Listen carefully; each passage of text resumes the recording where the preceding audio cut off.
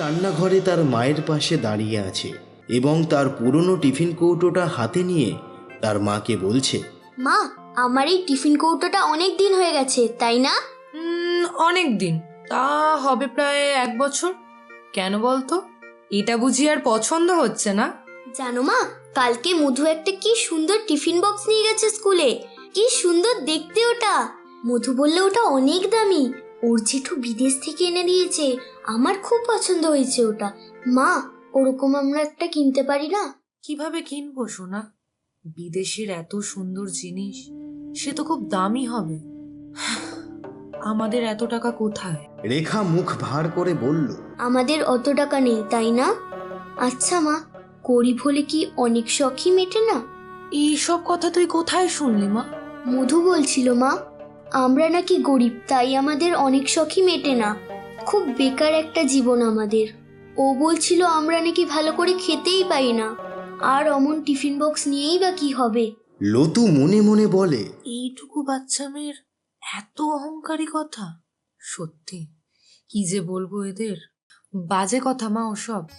কিছু শখ মেটে না ঠিকই, কিন্তু তা বলে কি জীবন বেকার হয়? সুন্দর করে খুশি মনে বাঁচতে পারলে জীবন অনেক সুখের। তুই এসব বাজে কথায় কান দিবি না কেমন? তোর মধুর সঙ্গে বেশি কথা বলার দরকার নেই। পড়াশোনা করে সোজা বাড়ি ফিরে আসবি তুই। ওসব কথা বাদ দে। দে টিফিন কৌটোটা দে দেখি। বেলা হয়ে যাচ্ছে, টিফিনটা ভরে দি দে। রেখা মায়ের হাতে টিফিন কৌটোটা এগিয়ে দেয়। লতু তাতে 2টো রুটি আর আলু ভাজা দেয়। তারপর রেখা ব্যাগ নিয়ে স্কুলে চলে যায়। লতুর বর রাজেশ ঝুড়ি বানাচ্ছিল উঠোনে বসে। লতু তার কাছে এসে বলে, দাও, আমার কাছে দাও দেখি, আমি একটু সাহায্য করে দিই। সারাদিন তুমি খেটেই যাচ্ছ। নিজেদের জন্যই তো খাটছি, মেয়েটাকে ভালো করে লেখাপড়া শেখাতে হবে। নিজেরা তো টাকা পয়সার অভাবে পড়তে পারলাম না, তবে মেয়েটার জীবন এমন হলে চলবে না। রেখা এইসব কথাগুলো দূরে দাঁড়িয়ে শুনছিল।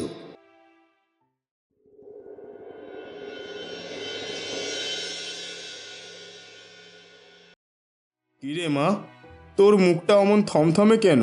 কি হয়েছে তোর? টিফিন কৌটো বাবা, মধুর টিফিন কৌটোটা কি সুন্দর। তুই এখনো ওই কথা নিয়ে বসে আছিস? আচ্ছা বাবা, সামনের মাসে কিছু টাকা জমিয়ে তোর জন্য একটা ভালো টিফিন কৌটো কিনে দেবো, ঠিক আছে? লতু সামনের 3টে ভাণ্ডারে হিসেব করে টাকা রাখছে। এটাতে রেখার সামনের মাসে স্কুলের মাইনে, এটাতে ঘর ভাড়া, আর এটাতে কিছুটা সঞ্চয়। লতু বাকি টাকাটা রাজেশের হাতে দিয়ে বলে, এ নাও, এটা দিয়ে রেখার জন্য একটা ভালো টিফিন কৌটো নিয়ে এসো। রেখাকে বরং সঙ্গে নিয়ে যে। ঠিকই বলেছ, সেটাই করি বরং। রেখা, রেখা, মা ঘরে আয় দেখি। চল বাজারে চল, তোর টিফিন কৌটোটা কিনে আনি। সত্যি বাবা? চল মা চল। রাজেশ দোকানদারকে বলল, দাদা একটা ভালো দেখে টিফিন কৌটো দেখান তো। টিফিন কৌটো? এই সেলফটায় দেখুন, এখানে সব রকমের টিফিন কৌটো রাখা আছে। আপনার কোনটা পছন্দ হয় দেখুন। দেখ মা, কোনটা তোর পছন্দ হয়।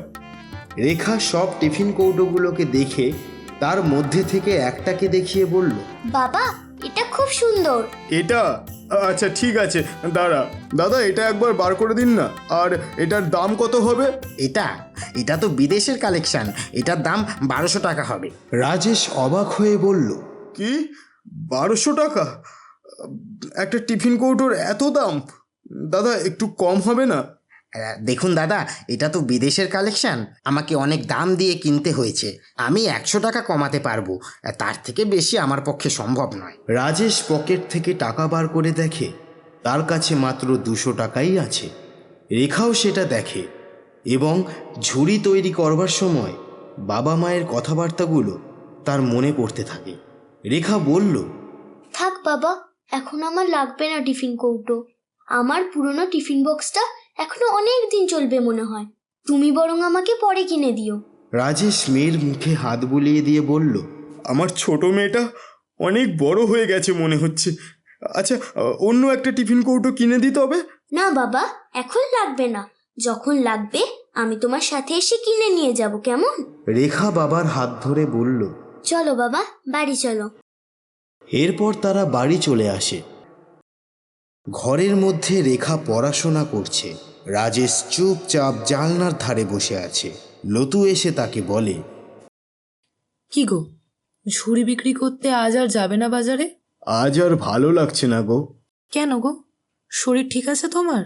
শরীর ঠিক আছে লতু, তবে গেল সপ্তাহ থেকে ভালো করে বিক্রিই হচ্ছে না। গত 4 দিন তো একটাও বিক্রি নেই। আজ তাই আর তেমন ভালো লাগছে না মনটা। লতু মনে মনে বলল, তোমাকে এমন মন মরা দেখলে আমার মোটেই ভালো লাগে না। এই শুনছো, পাশের গ্রামে মেলা বসেছে, যাবে? বেশি খরচা হবে না, জিলিপি আর বাদাম ভাজা খেয়ে চলে আসবো। চলো না যাই মেয়েটাকে নিয়ে? আচ্ছা ঠিক আছে, চলো তবে। রাজেশ, লতু এবং রেখা তারা প্রত্যেকেই মেলায় গিয়ে পৌঁছায়। সেখানে ঘুরতে ঘুরতে রেখা একটা দোকান দেখে। সেখানে লেখা আছে অ্যান্টিক শপ। রেখা সেই দিকে তাকিয়ে বলে, ওই দেখো মা, অ্যান্টিক শপ। কি বললি? অ্যানিত শপ? না না মা, অ্যান্টিক শপ মানে বহু বছর আগের পুরনো জিনিসের দোকান। স্কুলে ম্যাডাম পড়িয়েছিলেন আগের দিন। যাবে বাবা ওই দোকানটায়? তারা প্রত্যেকেই দোকানের ভিতরে যায়। সেখানে বেশ কিছু জিনিসপত্র রাখা আছে। রেখা ঘুরতে ঘুরতে একটা টিফিন বক্স দেখতে পায়। দেখো মা, কি সুন্দর টিফিন বক্স! মধুর টিফিন বক্সের থেকেও সুন্দর। লতু দোকানদারকে জিজ্ঞাসা করলো, দাদা, এটা কি অনেক পুরনো টিফিন বক্স? হ্যাঁ দিদি, অনেক পুরনো, প্রায় 100 বছর তো হবেই। এটার দাম কত হবে দাদা? দোকানদার মনে মনে বলে, এটার তো অনেক দাম আছে, তবে আজকাল তো তেমন বিক্রিও হচ্ছে না কিছু। এক কাজ করি, কম দামেই দিয়ে দিই, 400 টাকা দাদা। লতু রাজেশকে বলল, কি গো, কিনবে মেয়ের জন্য? ইচ্ছে তো করছে কিনে দিই, কিন্তু আমার কাছে তো মাত্র 300 টাকাই আছে। আমার শাড়ির আঁচলে 100 টাকা বাঁধা আছে, এটা দিয়ে কিনে নিও। টিফিন বক্সটা কিনে রেখার হাতে দেওয়া মাত্র রেখা খুবই খুশি হয়।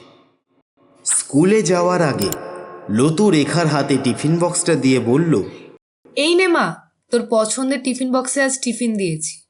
দাঁড়া, তোর জলের বোতলটা এনে দিই। রেখা টিফিন কৌটোটা খুলে দেখে সেখানে লুচি, আলুর দম আরও অনেক রকমের মিষ্টি আছে। রেখা অবাক হয়ে তার মাকে ডেকে বলল, মা, তুমি আজকে এত কিছু রান্না করেছো? ইয়ে, কি মজা কি মজা! লতু এগিয়ে এসে এইসব দেখে হতবাক হয়ে বলল, সে কি, এটা কি করে সম্ভব? আমি তো তোর জন্য 2টো পরোটা আর আলুর তরকারি দিয়েছিলাম। এইসব কোথা থেকে এলো? কি হলো? রাজেশ ঘরে এলো। দেখেছো কি কাণ্ড? সত্যিই তো। আচ্ছা, এ কোনো জাদু নয় তো? রেখা সেই দিন বলছিল না এটা অ্যান্টিক জিনিস? দোকানদারও বলেছিল সেদিন এই টিফিন কৌটোটা প্রায় 100 বছর পুরনো। যদি তাই হয় তবে জাদু তো একবার না একবার হবেই। দাঁড়াও, আমি এর ভিতরে একটু ভাত আর ডাল দিয়ে দেখি কি হয়। এরপর লতু রান্নাঘরে গিয়ে টিফিন কৌটোতে একটু ভাত, ডাল আর একটু আলু সেদ্ধ রেখে টিফিন বক্সটা বন্ধ করে দেয়। রেখা এবং রাজেশও সেখানে যায়। কিছুক্ষণ পর লতু বলল, এবার টিফিন কৌটোটা খোল দেখি মা। টিফিন কৌটোটা খোলবার পর দেখা গেল তাতে পোলাও, পনির, মাংস, মিষ্টি আরও অনেক কিছু রয়েছে। এই দেখো, এখানে তো পোলাও, পনির, মাংস, মিষ্টি সব রয়েছে। বুঝে গেছি, এটা টিফিন কৌটোর জাদুর কামাল। তার মানে যখন যেই জিনিসটা এখানে রাখা হবে তখন সেই জিনিসটার সব থেকে ভালো পথটা এখানে তৈরি হয়ে যাবে। মা, তাহলে আমরা গরিব হলেও আমাদের আর খাওয়ারের কষ্ট থাকবে না, তাই তো? হ্যাঁ রে মা, আর কষ্ট হবে না আমাদের। ভগবান যে গরিব বড়লোক বোঝেন না, উনি যে সবার ঘরেই থাকেন।